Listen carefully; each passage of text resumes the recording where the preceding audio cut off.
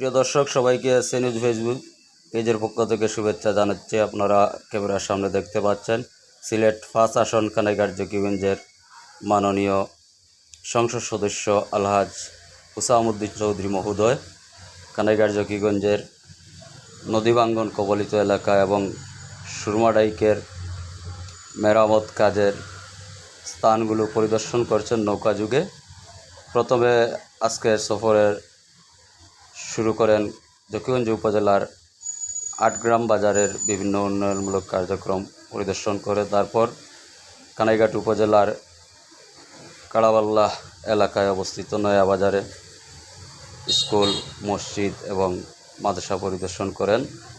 এরপরে সুরমা নদী দিয়ে কানাইঘাট জকিগঞ্জের বাঙ্গন কবলিত এলাকা পরিদর্শন করেন এবং ডাইকের পানি উন্নয়ন বোর্ডের কাজের স্থানগুলো